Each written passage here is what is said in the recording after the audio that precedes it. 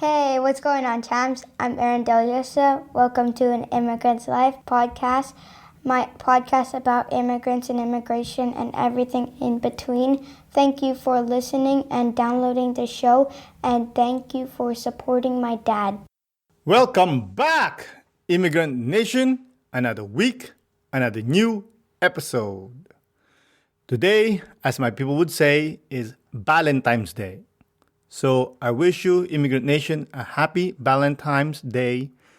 No matter your relationship situation might be, may you have been married for 100 years, newly dating, even if you are single. I hope you enjoy this day. I also want to thank you for listening every week and your continued support, as always. And as a healthy reminder, if you haven't joined the Immigrant Nation officially, I implore you to go ahead and click the subscribe button wherever you're listening to this podcast. And you can also join us by visiting our social media accounts. Our handle is @AnImmigrant'sLife. Also, if you or someone you know wants to be a guest on the podcast, reach out to our social media accounts, as I've mentioned just now, or email us at @animmigrant'slife@yahoo.com. Let's connect and let's tell your beautiful story. That's the biz. Now, let's talk about this week's episode. Am I enough? Our guest this week has been wrestling with this question despite all her successes. After all, she's been through so much traumatic situations, i.e., being sexually molested, joining a doomsday cult, being coerced to marry a man 17 years older than she was, and many more. If that's not enough to get you wanting to listen to this episode, I don't know what else. In any case, you know what we do here. Without further ado, let's get into the show. Isa, dalawa, tatlo. Today's guest is an acting coach, an award-winning actress, and a filmmaker. She constantly breaks hearts wide open while creating infinite moments of joy. Everyone, please welcome Giovannie Espiritu. Thank you. Hi, everyone. Can I call you Gio or Giovanni or what? Yeah, you could call me Gio. When I was in the Philippines, like how many ever years ago, they used to call me Job. It's like the G-O-B.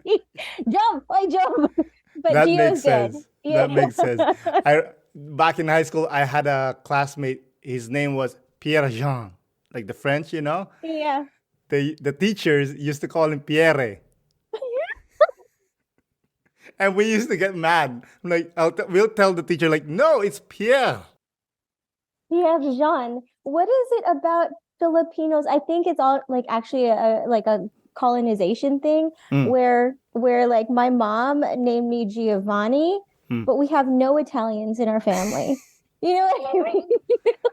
I know, and it's a masculine name too. Yeah, and so like growing up, like, and I didn't realize this until I got older, but growing up, people used to treat me with so much respect in emails because it was Giovannie Espiritu. But then they would meet me in person and they're like, "Oh, you're an Asian woman." They're so disappointed. They're so disappointed. They were thinking about like maybe like a 6 foot, like good looking dude, Italian or Spanish guy. And then you come up and you're like, I don't know what your height is, like maybe 5'1". I'm 5'1". I'm 5'1". How did I know, Yeah, because we're Filipino. You walk in and like, wait, no, are you the secretary? Are you like, no. Exactly. And it's like I present well in emails and like I'm a ridiculous person in real life and I have a voice that's very high. So the disconnect is so weird. It is weird, eh? Yeah. So even now you still deal with that? Oh yeah. Constantly.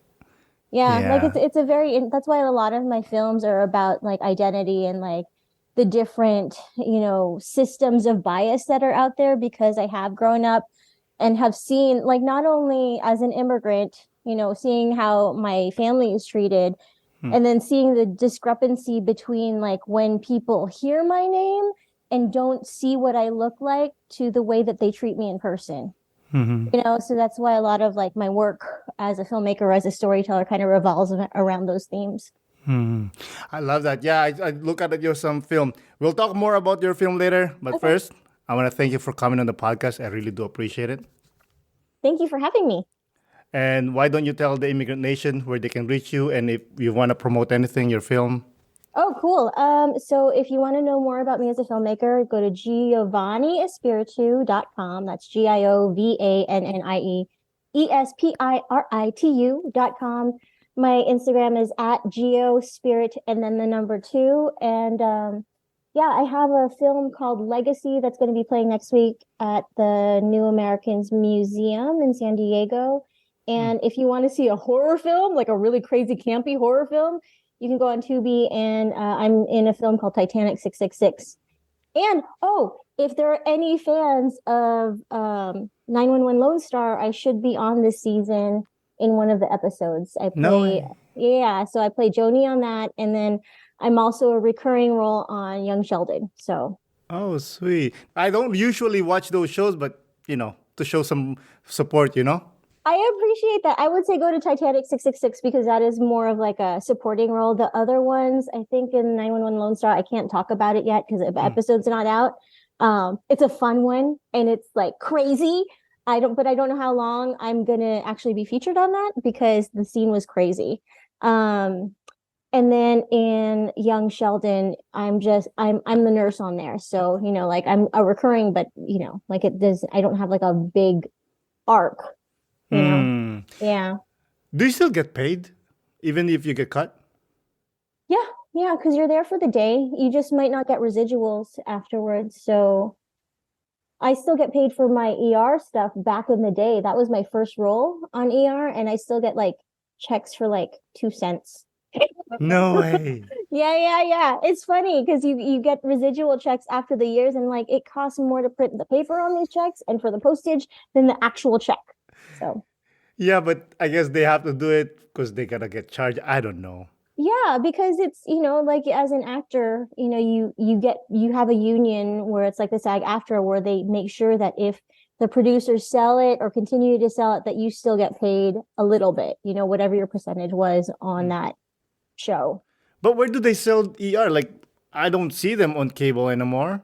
Oh, you know what? Like sometimes I'll get checks because it like did like a replay on some network in the UK. You know what I mean? Like, or they re-up the deal. So it just, I don't know. I don't know where they sell it to. I'm just happy when I get the checks when I do, even if it's for 2 cents. Like I was raised to be thankful for just like whatever, and I think that is Yeah. a very like immigrant thing, especially if you come from like nothing.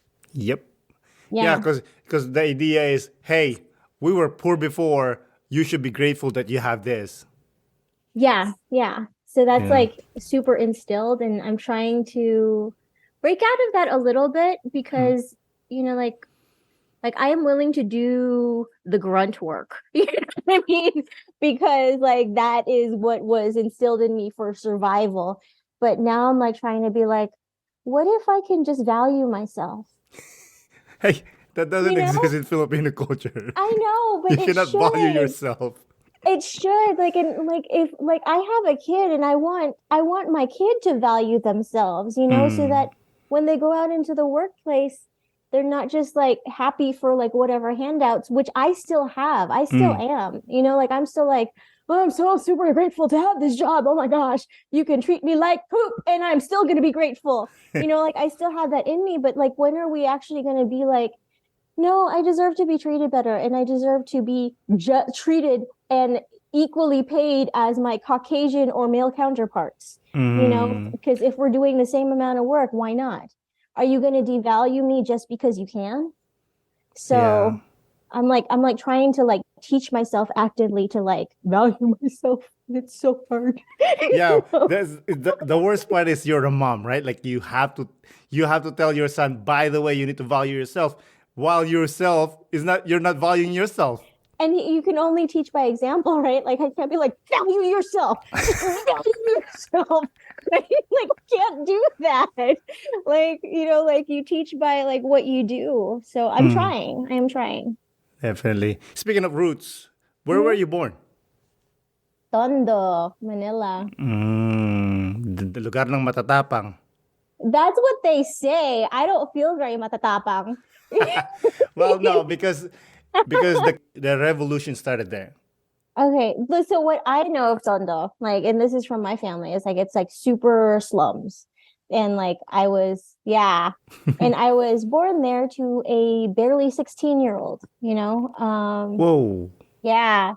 So that's where my family comes from. And the fact that my mom got out of that and my family got out of that and came here is a miracle in itself. And that's why it's like always like, be grateful for what you have. Like if you were like in Tondo, you would probably be on the streets, you know? Yeah, Which is, you're probably pregnant. I would probably join a gang. But you're not brave, like you said. I am not brave. I'm trying to be more brave. I'm trying to like be, but I'm, you know, but I would probably join a gang if I was in Yeah. Tondo. Yeah, like I probably would, but my family came here as TNT, you know. Mm-hmm. For the So people that doesn't know, TNT means tago ng tago, meaning hide, keep on hiding. yeah, keep on hiding. So I think the story is that, you know, I was in Tondo until I was 1. My mom left when I was 1 because I don't know what opportunity she had. I should ask her. And then my great grandfather, who had already like been petitioned by like one of his sons, passed away, right, in the United States. And so my grandmother, who I was staying with as a 1-year-old in the Philippines, I guess they had some paperwork done where it looked like I was her child. And because her father was like, you know, we were coming for the funeral, you know, we got approved for the tourist visa. So me as a baby with my grandmother, but she actually in paperwork said that she was my mom, you know.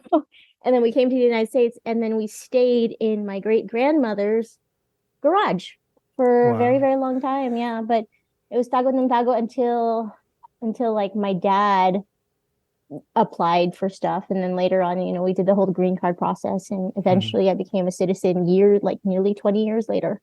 Wow. So. By the way, I gotta give the cleverness to your people because they took the opportunity of someone passing and like, you know what? We have an opportunity here. Let's take it. Yeah, I don't know if that was the initial thought, especially, you know, like I was 2, you know, like I don't know. But and I didn't know that I was undocumented until I was a teenager. So. How did you find out? You know, I had little inklings about it. Because in grade school, they called me Anne. My name was Anne in grade school. So until about the 4th grade, I thought that my name was Anne Espiritu. Okay. And then in the 4th grade, I found some paperwork and I was like like my name was Giovannie and I was very adamant. I was like, I'm signing all my papers Giovannie now. So that was like a little bit of the inkling. And then I would go to all of these like really boring interviews with my dad, you know, and I didn't know what that was for, but it was for the green card process. So I didn't exactly know all these things when I was growing up, you know, like I had no idea. I didn't know what tago ng tago was. I didn't know about anything. I was just living my public school life, you know? But did they ever tell you that, hey, you have to be careful, don't make too much trouble? Well, I was always a good kid. So I don't think that my mom really had that, you know, had that fear with me. Because I was a pretty good kid. And then, like when I had my green card, then it really didn't matter, you know, and I think I got that when I was like 11 or 12. I read that your parents divorced. Yeah. And you ended up living with mom or dad or? So when they divorced, I think I was like 6 because it was like 1st grade, somewhere around there. They split up and my stepfather was, you know, like my mom had me when she was really young. So she was trying to grow up herself, you know, and she didn't quite know what to do. And I'm sure that being a single mom at that time was really, really difficult, you know? So I don't blame her. Well, I do blame her a little bit, but like I'm trying to find that forgiveness, you know? But the man that she ended up with my stepfather was abusive to me, and I didn't even know what abusive meant because, you know, like if you live in certain families where violence is normalized, then you don't know what to look out for. So when stuff happened with my stepdad and it Sorry came for out, cutting you off. oh What yeah, kind yeah. of stuff? So it was abuse disguised as games. Bro. Yeah, yeah. And when I got older and, you know, I started to go to, you know, sex education class in 5th grade, and I was like, oh, this is weird, you know, like, what is this? And then going into 7th grade where, you know, like sexuality is a little bit more burgeoning or whatever, and things started getting a little bit more inappropriate, like even more so. And I, you know, I couldn't take it anymore. So I let my uncle know, and then my uncle told my mom, and she ended up staying with my stepfather because I think it was more of like the scaredness of not being financially sufficient. So she stayed with him, and I ended up moving with my grandparents. She kicked you out? I mean, she wouldn't say kick me out, but basically that's kind of what happened. Like it was a choice between my stepfather or myself, and she thought that the safer option, this is the way she put it, was to live with my grandparents. So my grandma, who was my mom, you know, who brought me to the States, who I had lived with in the, you know, in the Philippines for a year, with my mom being in the United States, that's who I ended up with in, I think, 8th grade is when it happened. So yeah, so they stayed together for a while, right?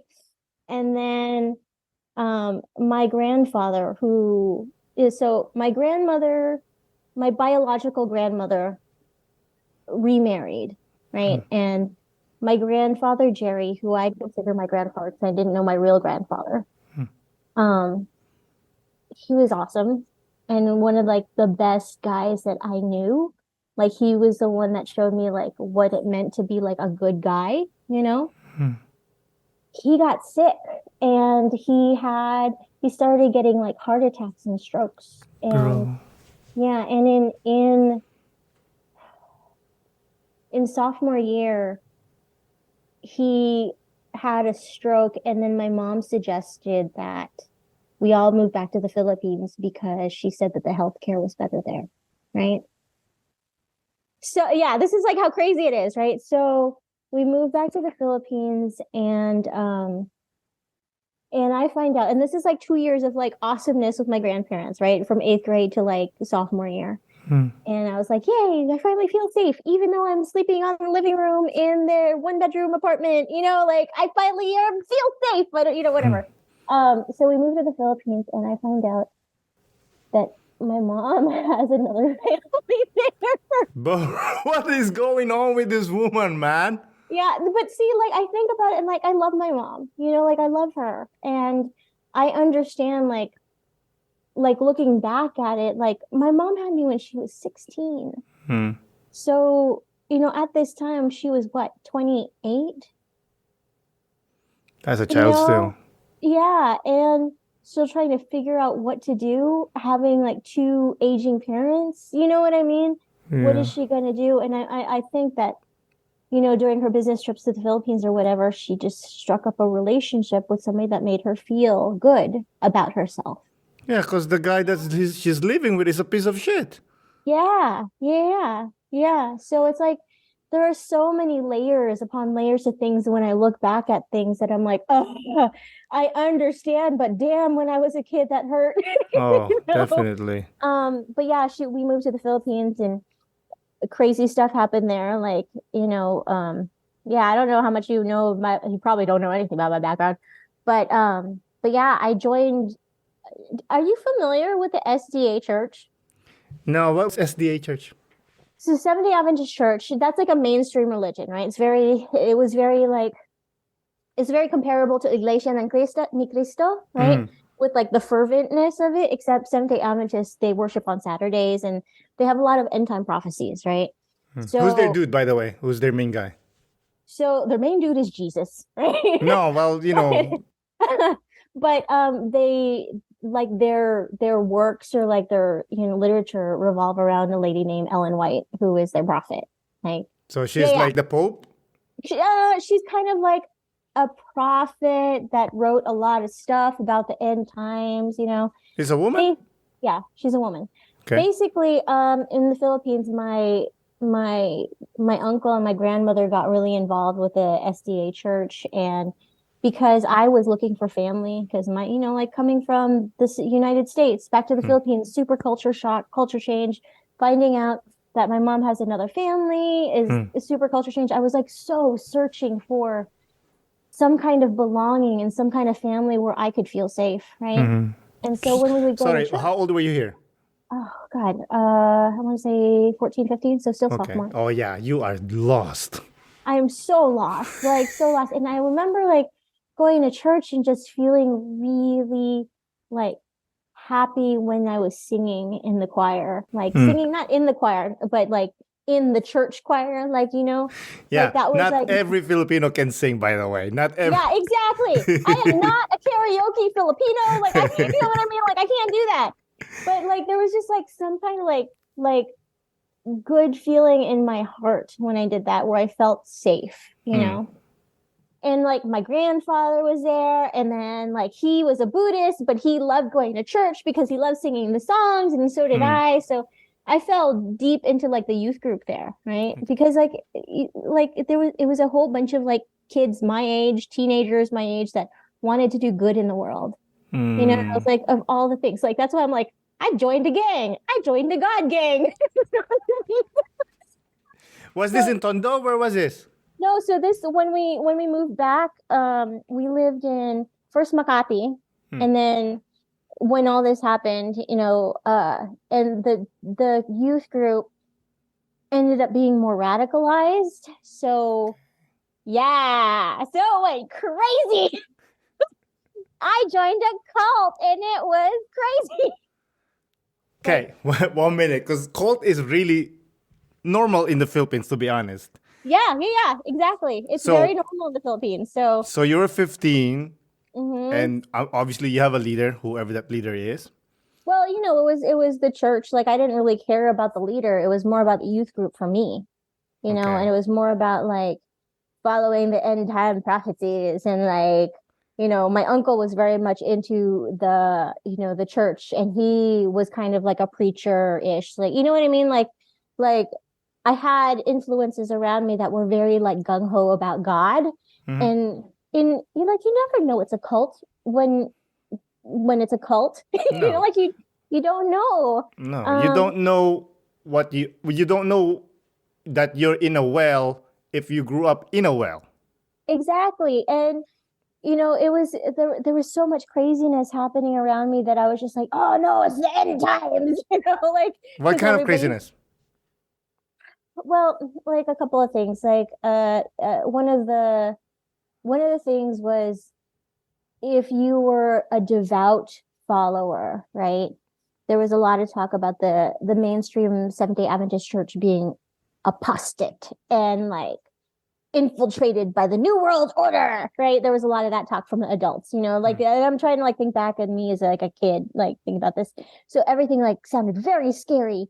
And it was like, you can't be in like the main church because they've already been compromised. So this youth group moved into home churches, and like in home churches, it's basically just a whole bunch of believers that get together in the home, and they try to like dish out like what is happening in the end times, right? And like there are charts going around the room with like mathematical equations with like the prophecies of Daniel and Revelation and like all these like biblical blah, blah, blah, blah. But we still sang songs, which is amazing.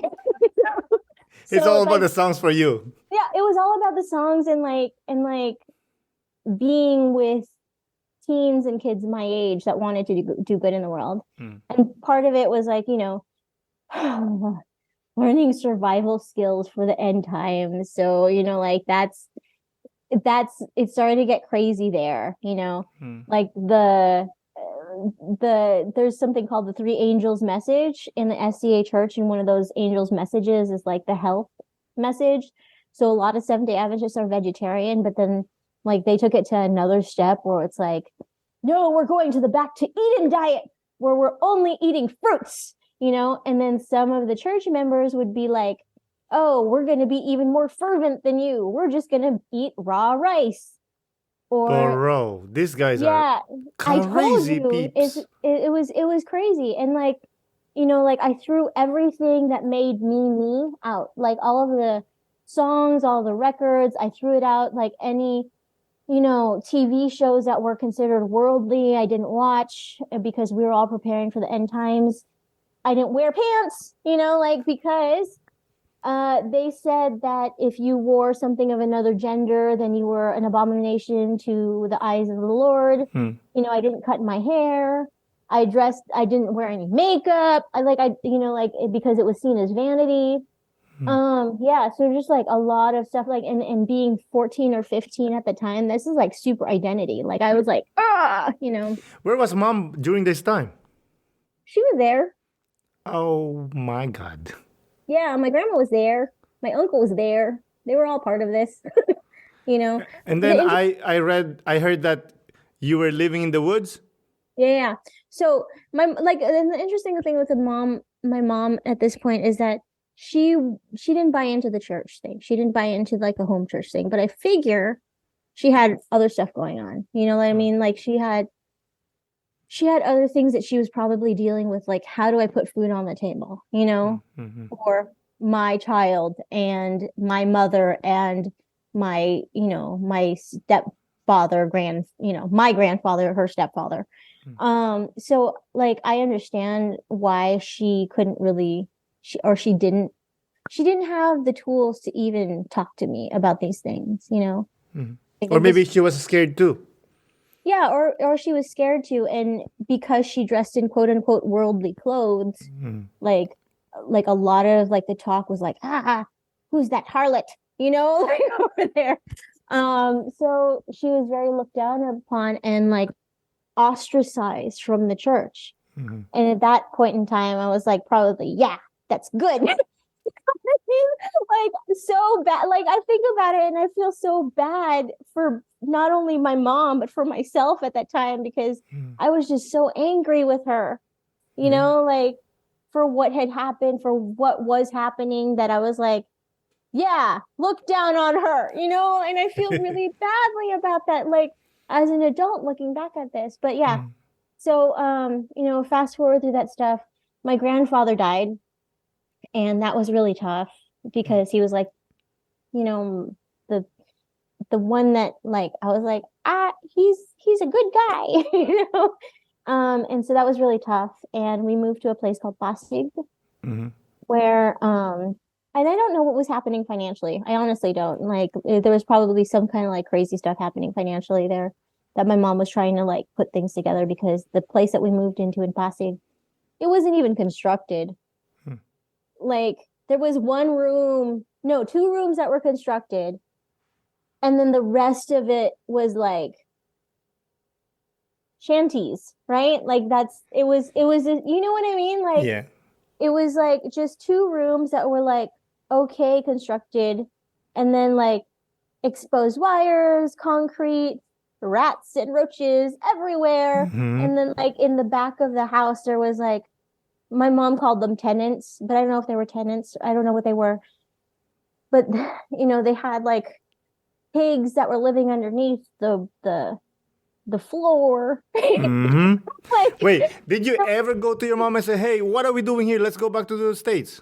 well, I fell into a depression, with all of that, and I'm probably sure that I attempted or threatened to kill myself at that time, because I was very like, I cannot understand what's happening in the world, and I can't see a way out from here.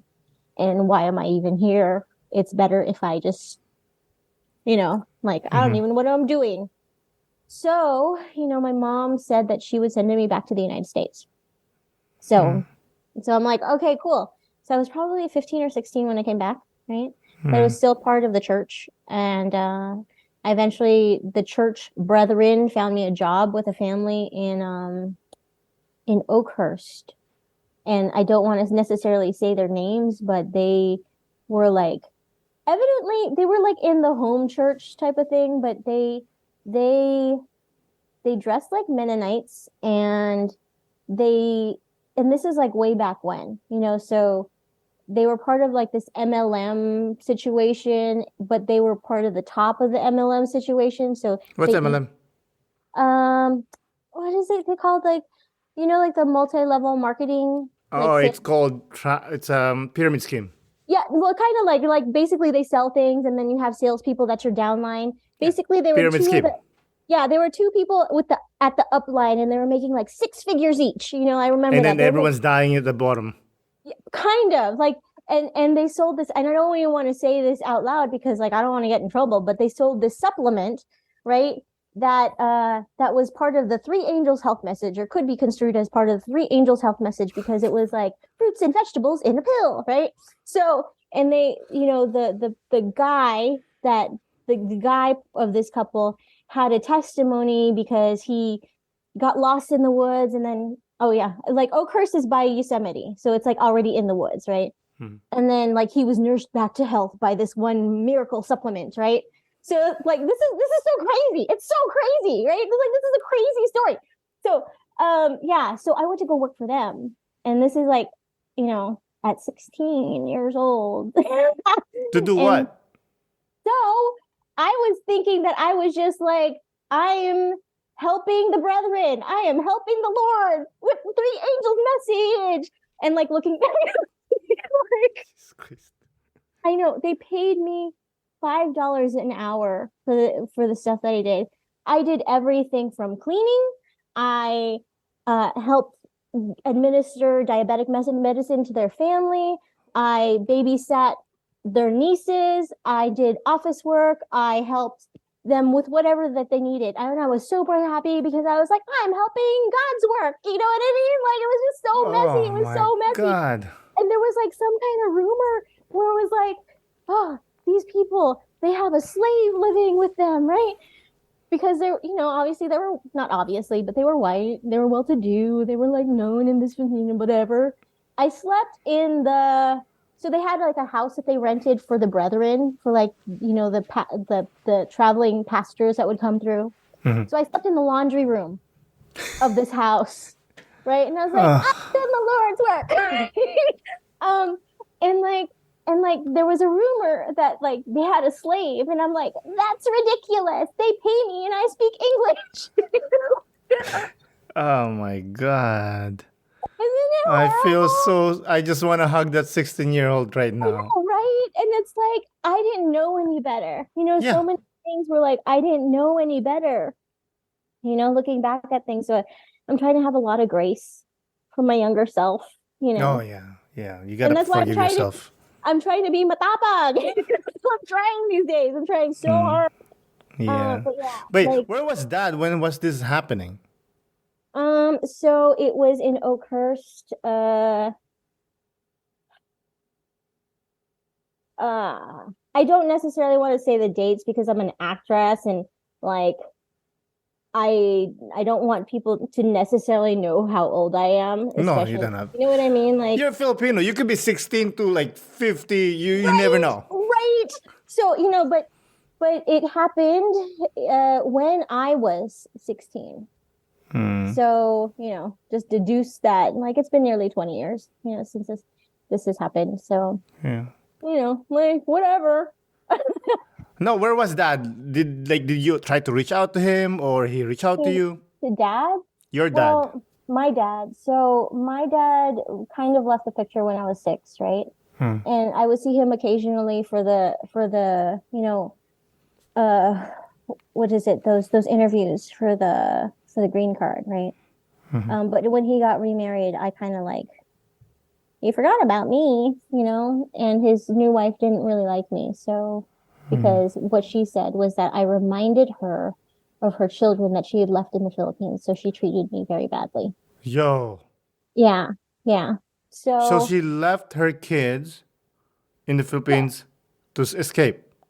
I don't know, but this is the my dad's second wife, so after my mom.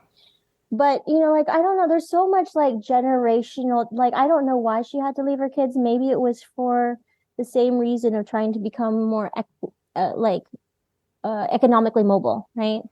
But for whatever reason, she didn't like 6-year-old me, you know, because I reminded her of the kids that she left in the Philippines. And so whenever I came over to my dad's for visitation, I wasn't really treated very well there. It's probably guilt. But yeah, probably. Yeah. So where dad was in all of this. So in this where I was working for this couple in the woods, I wouldn't want to say that they married me off, but I was married to a person that I knew, right? Who had, yeah, it's very crazy. So there was a person that I knew that that I met in an after school program, and when I went to the Philippines, he and I would like write back and forth, right? He's Filipino? Part Filipino. Okay. Right? I think he's part Filipino. I think he is. But you know, like he was the only one that kept in touch with me when I was going through all this like crazy stuff, right? With like, and I didn't think that it was like crazy. I was just like, I'm just sharing my faith, right? So all of the friends that I had in the United States, like, you know, like understandably they went on with their lives, right? But this is the only person that kind of like still kept in contact with me and was honestly my lifeline, you know? Even as weird as it got, he was my lifeline. So, you know, when I was working in the woods with this couple, he would occasionally come up and visit. And they allow him? Yeah, they allowed him to come up and visit because he got into the whole church thing, right? And he became very close with them. And so because it's like because of the end time stuff, they were very adamant about like not participating with government. You know, it's like, so yeah, I know. See, like it's crazy. It's crazy. I understand it's crazy. I get it. But like, you know, like and it's funny because I only know that it's crazy when I see other people's reactions because in my mind I was like, oh, this is what happened, right? But yeah, like he because he became a believer, they were like, oh great, you know, and then they were like, no, you guys can get married, right? But and the dude in the couple conducted the marriage ceremony, right? I invited my friends from high school who were still seniors. Oh man. And we didn't have any like money or anything like that. So like the whole wedding story is like crazy too. Like that's like an even like crazy story. But getting back to my dad, my dad came for the ceremony, right? And he took pictures.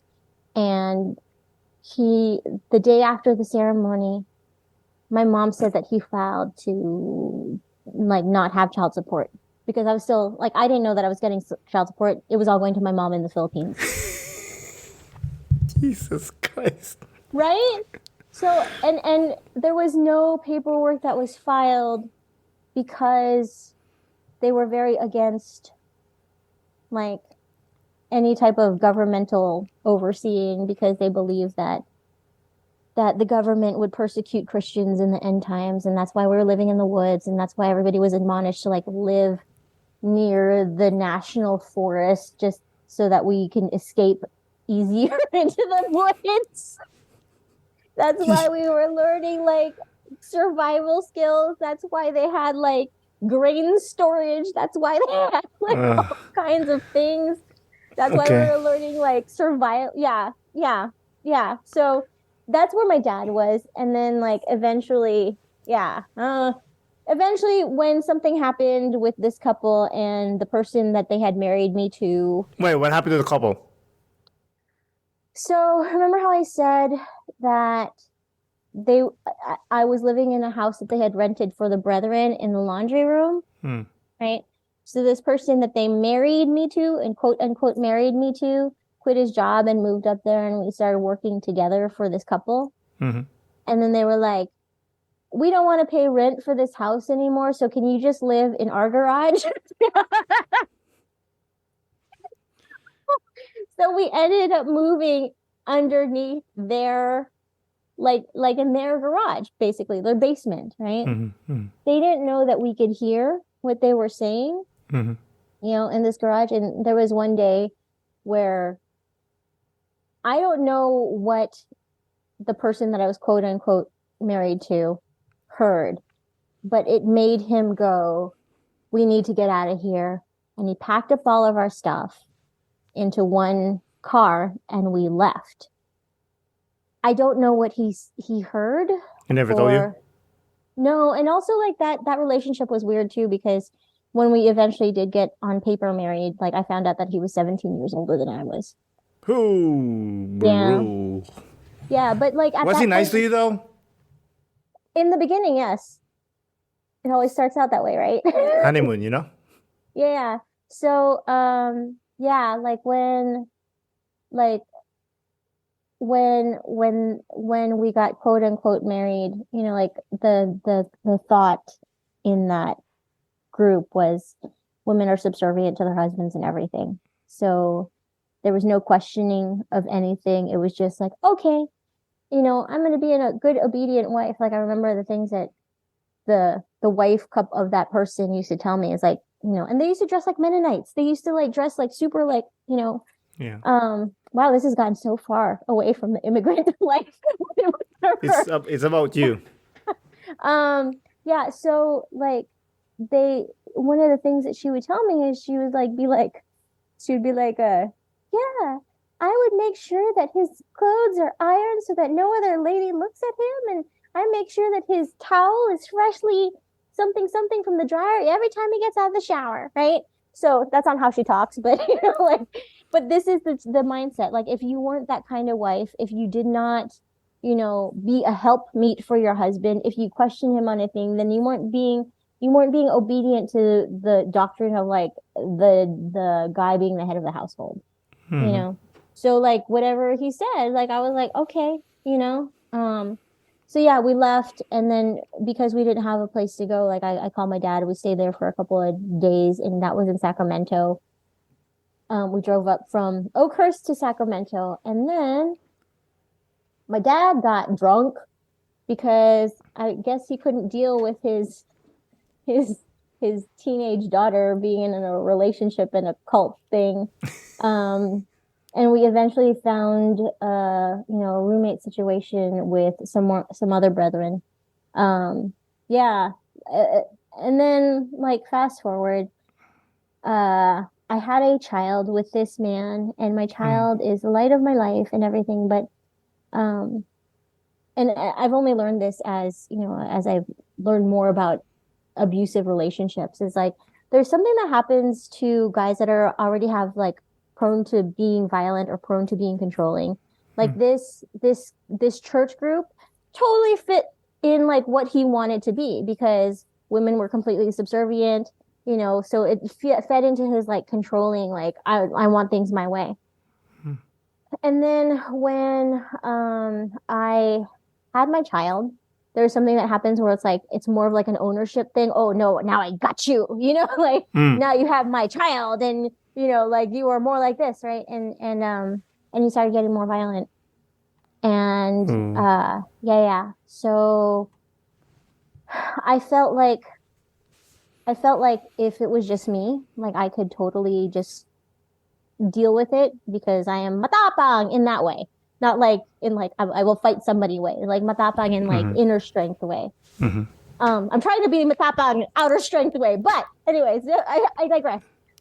It was when he started like being physical with my child, where he was like, you know, like just, and he was one. My kid was one, and he was like, corporal punishment, you know, you shall use the belt on your child, you know.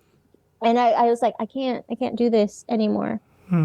So that was part of the reason why, you know, like I left that relationship, and that's like another story in itself, you know. But yeah, fast forward, you know, my kid is doing awesome, and I'm a filmmaker, and I have no formal degrees in filmmaking or anything. It's just like when I was in the woods, this part of like this part that I can say about. Like, I used to try to talk to telemarketers because they're the only people that I would really talk to. So I'd be like, "Stay on the line. You're my friend." And I just would try to talk to them, and one of them said, "You have a very interesting voice. You should get into voiceovers." And I'm like, "I have no idea what that is. Whatever, whatever." And also around this time, my ex quit his job because he said that I wasn't like I didn't know how to take care of our kid. Okay. Right, so he had to watch over me, which and I was like, how am I gonna put food on the table? God will put food on the table. Exactly what he said. That is exactly what he said. He's like, the Lord will provide. So I'm like, okay, I'm listening to you because you're my husband, right? And then I talked to this telemarketer, and they put the seed in my head about voiceovers. So I was like, okay, what is voiceovers? And this is like when the internet was just getting started. You know what I mean? Like, this is, so I look it up, and like, there's a agency called Stars in San Francisco. That's the biggest one that I could find from the internet when I just at this time, where it's like just voiceovers. So I did a really, really bad recording, a really, really bad one. And I followed the instructions on their website, and they ended up calling me in. And we drove 4.5 hours from Grizzly Flats, which is where we had lived at the time, to San Francisco. And because he already quit his job, I didn't know what to do, right? I go in for the interview for the Stars agency, which I don't even know what I'm doing. And they end up signing me that day. No way. They sent me on my first audition that day. It was for a video game. And I ended up booking it and working that day. And it was more money that in an hour that I had ever made. And so it was like confirmation, like, the Lord will provide. So he went all crazy. Yeah, and I was in that mindset, I was totally like that too. Like, I was like, oh yeah, the Lord did provide. And it's totally true. Like, it's true. Like, I can't deny it. I may not be in like the SDA religion or that home church anymore, but I don't deny that there is something wonderful that still like keeps an eye out for me, right? Yeah. That's what I was going to ask you. How has your faith evolved after going through all those craziness? Oh my gosh. So much like I feel like you can't put God in a box, right? Like, and I don't even know if like God is a word that I could use, because people have twisted it into so many like different weird like what their own biases or perceptions are for it. So I like to call it like this infinite intelligence that like wants the best for us. What it is, I don't think that it's like behoven. That's not even a word. I'm just making up words now. Like, but I don't think it's like any one religion. I feel like, it's bigger than religion. It's bigger than us, but there is like a guiding force that we can tap into. I really strongly believe that there are so many other, coincidences and synchronicities that I can't deny that there has been a presence in my life. But whether it's Christian or Catholic or Hindu or Buddhist, I don't know, and I don't care. Like I want to see the beauty in every religion, like if it brings you closer to the divine or whatever, then that's good. That's good for you. As long as you're not harming anybody or telling other people what to think or how to live their lives, you go do what you do you, like, but for me, like, I can't deny that there has been a presence in my life, Definitely. And I try to move accordingly, and I've been very, very lucky and very like even in times where I feel like I don't know what's happening, I know that there is some kind of working behind the scenes that I just don't know, like what's, what it is I'm being protected from, or what surprises there are in store. I just have to like keep putting one foot in front of the other. Like I said, I don't have a formal education, but I'm a member of the Producers Guild of America. I I've worked on really great shows. I am one of the top audition coaches in Hollywood. I mean, like just yesterday, I can legitimately say that I've worked on an Academy Award nominated film. Congratulations. Thank you. Um, and so it's like I don't know what the future has in store for me, and I'm trying to just walk step by step. And I know that I have some kind of guidance there. Beautiful. That's how my faith is. I like it. You said you were a coach, but you were also an actor, and you said earlier that you were an ER. How did you become an actor? So the voiceovers was one, right? Like the voiceovers that got me into stars, that was like, this is a sign from God. By the way, the name of the agency is Stars, which is God. Yeah. Right? Okay. Well, it's a sign. Star is a sign of Jesus, right? Oh yeah, that is true. I didn't realize that. Okay. Yeah. I will take that. That's awesome. I didn't even think about that. Holy crap. Okay. Yeah. So from the voiceovers, and this is also part of like how I like left that relationship too, is like, oh shoot. So he allowed me to do the voiceover work because it was honestly the only money that was coming in, right? So my agent said, we'd like to submit you for on-camera stuff. And I was like, okay. And they had me join a class in San Francisco. And I remember in this class, like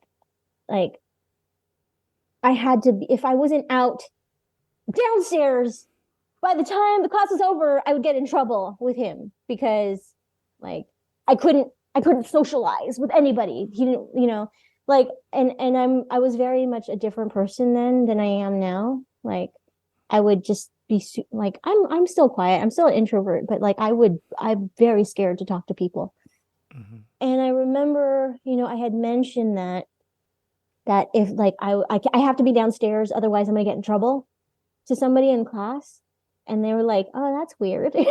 Like that's a weird thing, because they invited me out to like go get, like a coffee or something. Yeah, or something afterwards. And I was like, I can't, right? And somebody from that class gave me a book called Free Yourself from Abusive Relationships. And I remember I had to hide it. But there was a checklist there, and like every single thing on that checklist, except for 2 things, like I was in, you know what I mean? So I was like, oh, and then like the hitting of my kid was like the final straw. Yeah. And then I remember trying to tell people in the church group about it, but then every time I would try to talk about it, like I would get shut down because I wasn't being a good wife. It was probably something that I did. So there wasn't anybody that I could talk to about that. So I ended up just, leaving him one day with my kid, and I just took the car, and I don't remember where I drove off to, but I remember calling my mom and being like, I need help. So, and that's like when we started repairing our relationship, Yeah. Yeah. Wow, man. They're so brave. Thank you. There's a lot of women in that situation today. That's why I started like, I got therapy, went to counseling. That's why I'm still trying to work on my self-esteem, because it rips a lot away from you, Yeah. That's one thing I learned last year, I believe, was self-confidence and self-esteem are 2 different things. Yeah. Tell me what those things are, because maybe I don't know. So self-confidence is like you're an actress. You can stand in front of a camera and act, right? You crush it, right? Sometimes. You crush it. You've been what? ER, Bones, Gilmore Girls. You crush it. But not for everything. But yeah, like I am confident in that. If I'm right for the role, that I know how to do it. I know how to like break down the script. If I'm confident, right? Yeah. Self-esteem is how you value yourself. Yeah. Yeah. We started this out talking about valuing yourself. Yeah. I need to have more self-esteem, and I'm trying to value myself so I can teach my kid to value themselves, But yeah. It's so difficult, like it's You're so telling difficult. Me, homie. Yeah, like I'm like I try, I read self-help books all the time, but it's not like you need an experiential knowledge of it. Like even if you read books about like how to become more confident or have more self-esteem or value yourself more, you know. Are you still in therapy? Honestly, I don't have health insurance. So health insurance Hey, I is thought you're SAG. SAG, they don't give you health insurance unless you make a minimum. You have to hit a minimum to even qualify for health insurance. Some people don't know that. So, like for right now, it makes more sense to pay $80 to $120 a doctor's visit than $450 a month Oh my for God. me. You know what I mean? Thank God I'm in Canada. I know. Like, I'm like, how do I get into like a country with health insurance? I mean, you can move to Vancouver. They have a movie industry there, and it's in Canada. I mean, like if some production wants to sponsor me, I am so okay with that. Like I'm not adverse to that. So any production companies out there want to sponsor me in Vancouver so I can have health insurance, that would be amazing. That's funny. Man. You said you're coaching. How did you get into coaching? So this acting class I was telling you about, the owner of the acting school, because I was one of the first successful students from that acting class. Like when I came there, this person started her management company, and she had some kind of showcase with LA agents, and I ended up being one of those that was signed to an LA agent. And I booked ER. ER was my first SAG role, and it was a recurring role. Like I am so lucky. Like I know that there's something that's like guiding some kind of guiding force, because I understand how lucky I am. And it was a recurring role on ER, and from that, because like there's like you have more cachet as an acting teacher if your students are working. So she suggested, hey, why don't you teach? Because I was the only, like at that time I was like one of two people that had booked like a major show from her class, and both of us, she was like, you guys should teach. So that's how I started teaching acting, was through that. And then I worked for her for a couple of years, and then that situation soured because I wanted to teach on my own, because I had a kid to provide for, and I tried to make it so that I wasn't in the same area as her. Like I literally drove to Sacramento to teach, and she was in San Francisco, but it soured things between us because she felt very competitive, and I was like, oh no. So I started teaching on my own in I think 2008, and a lot of because I look like this, You mean beautiful? Thank you. But I look young, right? And I this is back to like the Giovannie Espiritu thing. Like if I was a dude, like people would be like, oh yeah, they know what they're talking about. Look at it. But because I look like this, like a lot of adult actors didn't trust that I knew what I was talking about, even though like I had so much more credit than most of the acting teachers in the Bay Area. But because I looked like this, they didn't trust that, or they were very defensive, or like, like very like I don't want to learn from her type of thing. But so I found my niche market with kids and teens. So once I just started marketing to kids and teens, they were booking everything, right? Like one of my first students, she got on Magpakailanman. One of my other ones, she was flown to LA for a test read with Ben Stiller. This is like very early on, and then like just from there, like my students have been Emmy Award nominees. There've been series regulars, I was a coach for Rosalie on Turning Red. Like Pixar like actually hired me as to be an on-call coach for her. No so way. That's how, yeah. So that's how like I'm, like the whole Turning Red thing is like I can actually say that I worked on an Academy nominated film, Yeah, you did. So it's like, yeah, like I know that that's how I started teaching, but it's still hard to, even with all these credits, like at that time, my credits are more, but to start because people didn't trust what I looked like. Yeah. Even though you had ER? Yeah, even though I had ER. That's crazy. Even though I had ER, even though I had been teaching at this other school, like weekly group classes for years, people still were like, oh, why am I in her class? I remember I taught at the SAG after conservatory sitcom, and I'd been teaching there for 3 years. And I don't really like because of the name thing, I don't really like to announce who I am until I get there. I will sit there in the class and I will watch all the students coming in and like be very friendly. And then when it's time for class to start, I'll be like, hi guys.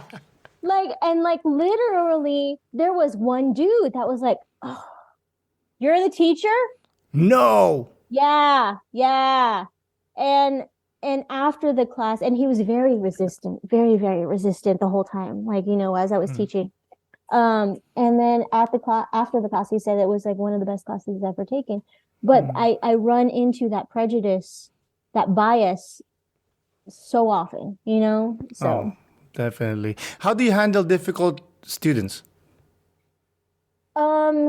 I usually don't. I'm the type of teacher, where that's why I don't teach for other people anymore. If I really want the people that work with me to want to work with me. That's really important. If they don't want to work with me or they feel like I'm not qualified, then you should go find somebody else. Yeah, definitely. You know what I mean? I'm not here to convince you of my value. I'm not here to convince you of my value. That is so crazy.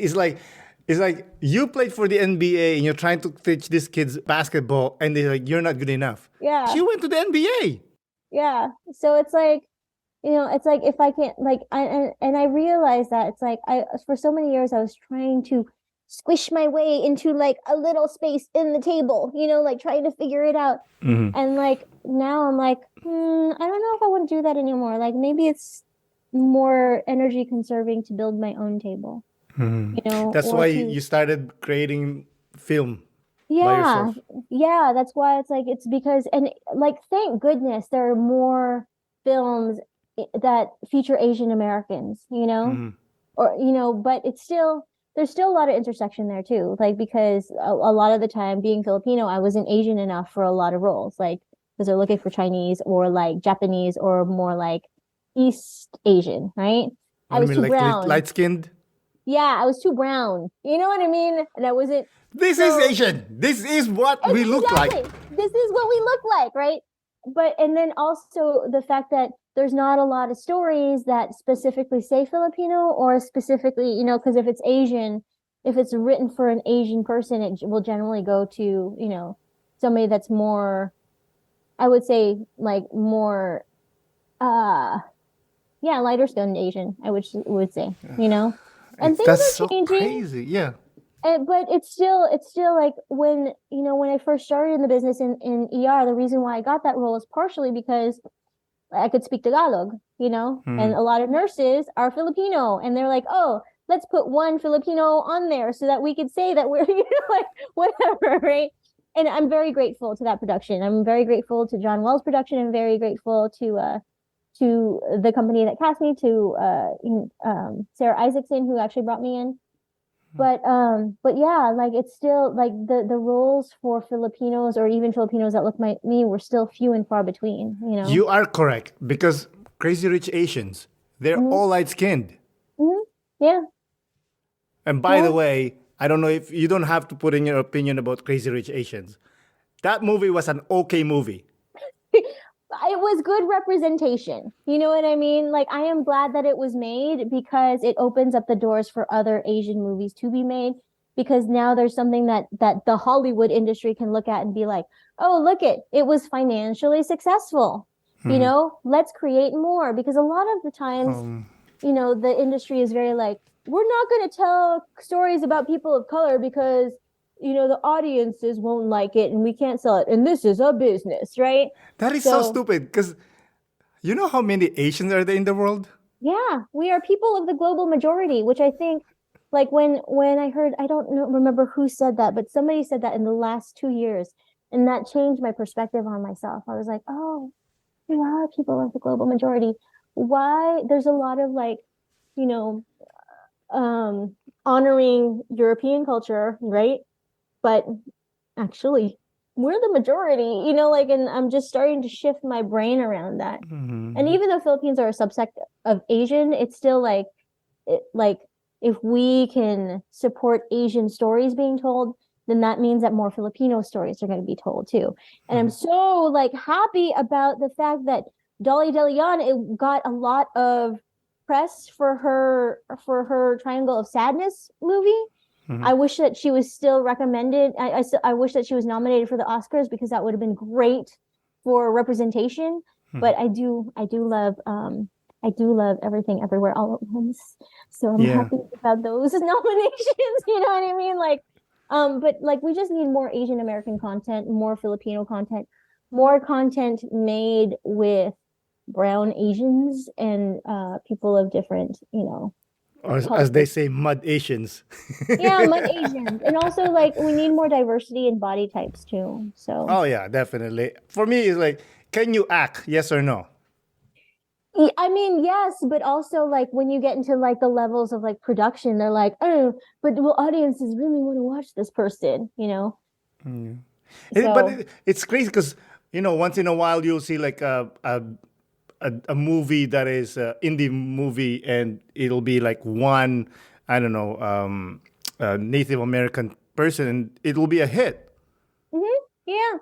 I mean, like you think about like the whole like Wakanda Forever thing, like the Black Panther thing. That was fairly recent. What, in the last 5 years, right? Another okay movie, by the way.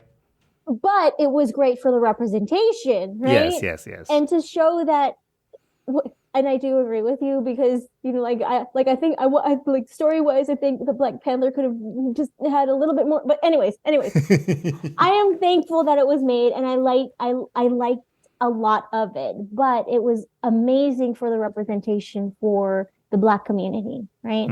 It was like the first time that they're like, wow, there are so many of us on a poster, and it made great money, which is helpful for, the people of color in the industry.